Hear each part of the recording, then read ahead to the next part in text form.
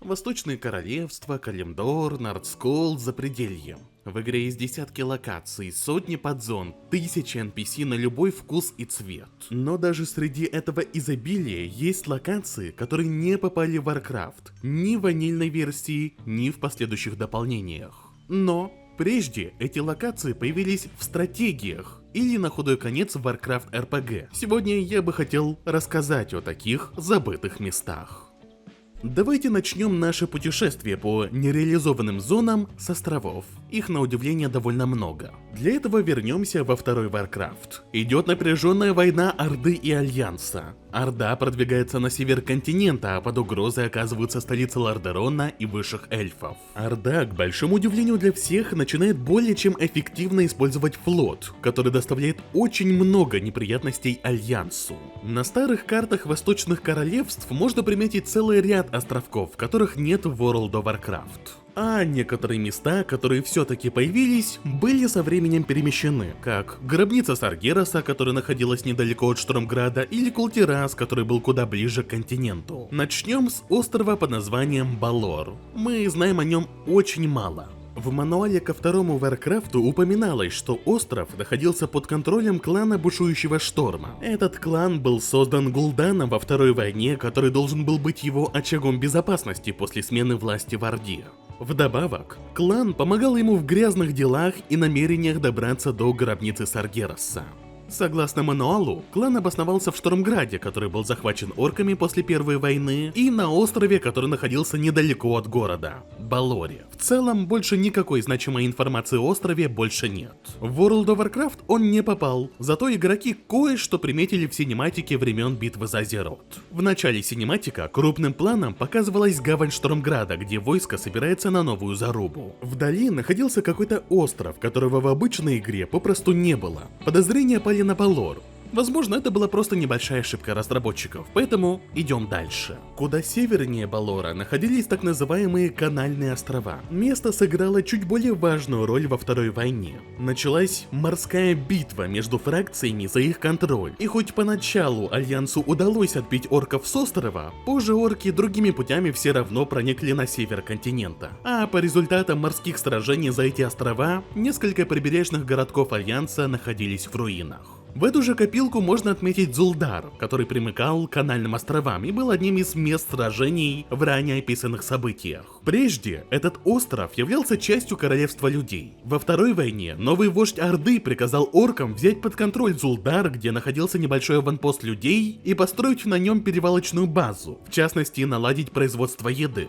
Со временем Альянс вторгся на остров и сокрушил орков. Согласно Warcraft RPG, остров принадлежал королевству Гил'Неас, но после Второй войны туда пытались отправляться корабли королевства Култирас, где, по всей видимости, с ними произошла какая-то катастрофа. А по слухам, среди жителей Култираса где-то в этих местах обосновались отряды Наг.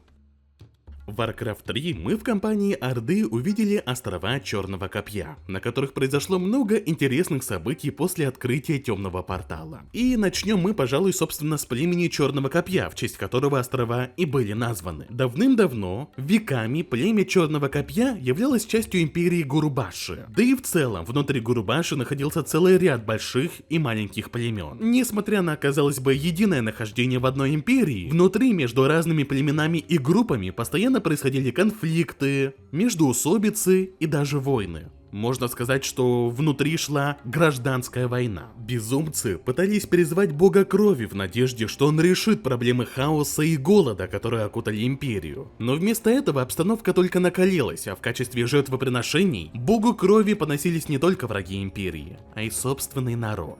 Племя Черного Копья было небольшим и куда менее диким. Встревать во все эти междоусобицы им не хотелось, поэтому немногим после открытия Темного Портала племя решило свалить. Они обнаружили острова, которые в будущем назовут островами Черного Копья.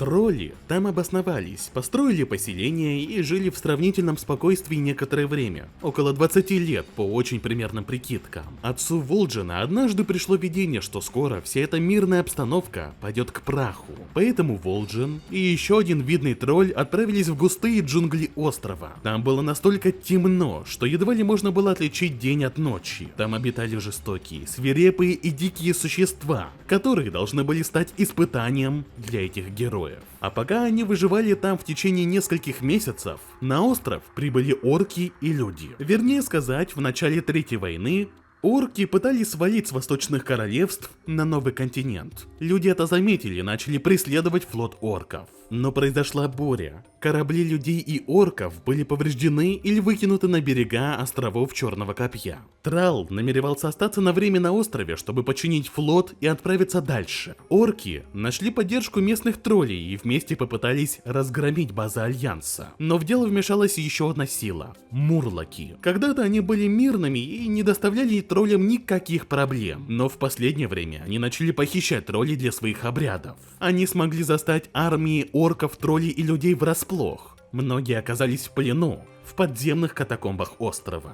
Тралу удалось освободиться из плена, спасти троллей и орков. После побега на острове началось извержение вулкана. Орки уже готовились покинуть это проклятое место и предложили троллям сбежать вместе с ними. Многие согласились. Когда корабли были отремонтированы, они вместе отправились в Калимдор. Часть троллей осталась на острове. Среди них был все тот же Волджин, который проходил испытания в густых джунглях. Когда он вышел, я думаю, он был удивлен, что за несколько месяцев его отсутствия тут произошла целая куча событий. Он собрал оставшихся троллей и уже вместе, второй волной, они отправились вслед за Ордой в Калимдор. Остров был покинут. Несмотря на достаточно важную историю, остров так и не появился в World of Warcraft. Зато появилась Зарджира, которая стояла за безумствами Мурлоков на островах Черного Копья. В катаклизме она прибыла на острова Эхо, чтобы отомстить троллям, но в итоге была повержена. Теперь давайте поговорим о городах, которые так и остались только в старых стратегиях по Warcraft. Деревня Вандермар находилась в Лордароне, и мы встречали ее в одной из миссий нежити. Деревне удалось сравнительно просто продержаться во время буйства плети. Пока многие поселения были разорены, захвачены плетью, а жители либо обратились в нежить, либо, если повезло, бежали, то в Вандермаре все было сравнительно спокойно.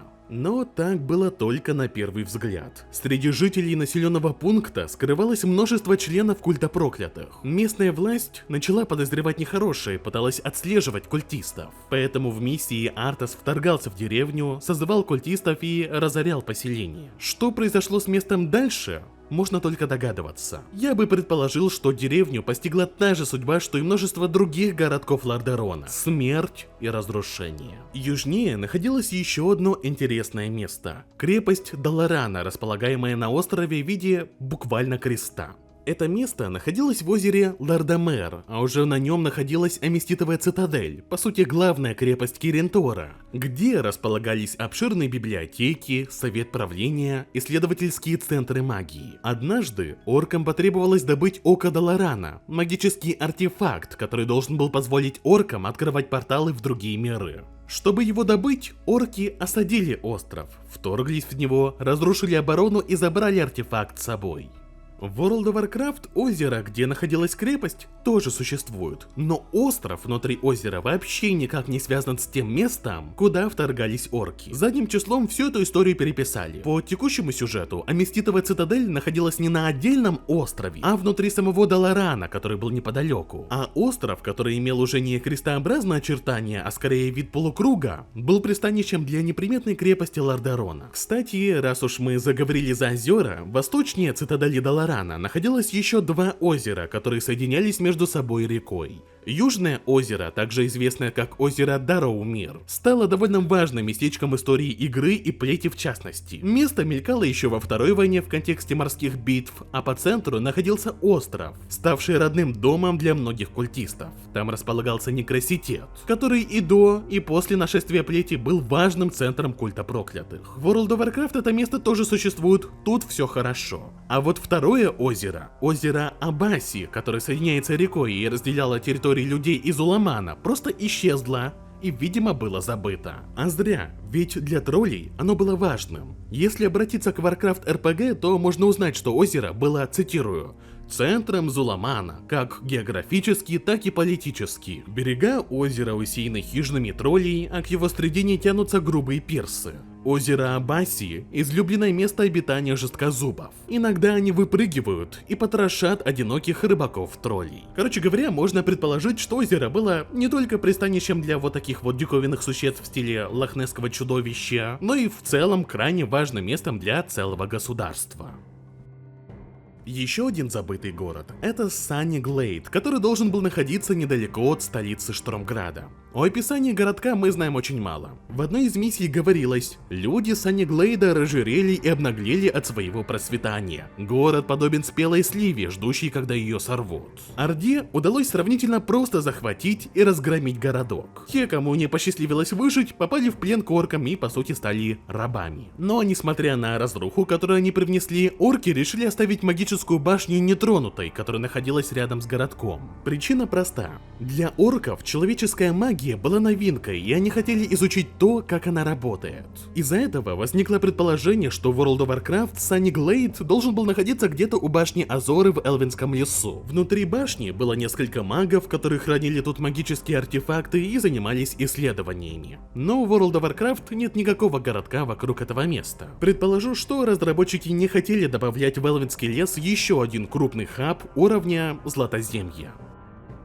Нередко в Warcraft 3 героям приходилось путешествовать по разным катакомбам или подземным комплексам. Заслуживает внимания пещеры пика Когтистых гор. Согласно Warcraft RPG, образовались эти подъемные пещеры благодаря многочисленным извержениям. Когда лава отступила, появились огромные катакомбы, которые стали домом для самых разных существ. Трал, который уже начал осваиваться в землях Калимдора, отправился на поиски Оракула, который прежде направлял юного вождя. Ему пришлось пройти крупный подземный комплекс с кучей ловушек и недружелюбных существ. В конце миссии оказывается, что Оракулом был Медив, и теперь людям и оркам, несмотря на былые распри, нужно объединиться против общего врага – Пылающего легиона. В этих же пещерах, как мы узнаем из описаний предметов, находились некие маги Келани, не совсем понятные сущности, которые творили магические самоцветы и обладали большой магической силой. Со временем маги Келани пали под натиском другой расы, которая пыталась завладеть их артефактами. В World of Warcraft нет ничего, что даже близко намекало бы на этот подземный комплекс, этих таинственных магов, или уж тем более на монумент, напоминающий Стоунхендж на входе в эти пещеры. Игроки посещали Дренор в стратегиях по Варкрафту несколько раз. В Warcraft 2 игроки вторгались в Дренор, чтобы покончить с угрозой орков и их потенциальным бегством в другие миры. А в Warcraft 3 мы посещали Дренор в кампаниях, связанных с Илиданом. И нам доводилось сталкиваться с крепостью Призрачной Луны. Это была значимая база клана Призрачной Луны. Возвышающиеся шпили Призрачной Луны тянутся ввысь, словно обсидиановые клинки, рассекающие враждебные янтарные небеса. Так говорилось в описании одной из миссий. База стала пристанищем Нерзула, орка, который повинен в том, что поставил Орду на грань уничтожения из-за проделок и хитростей Пылающего легиона. Альянс успешно разрушил крепость и убил охапку рыцарей смерти, но Нерзул уже успел сбежать с магическими артефактами для открытия новых порталов. Вроде как, это место даже мелькало в Warcraft 3. На одной из карт находилось место под названием «Руины Призрачной Луны».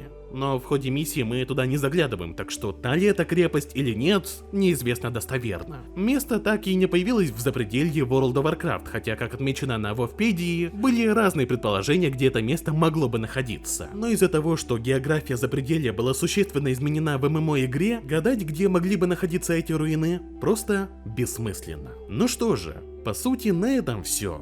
Благодарю вас за просмотр. Удачи!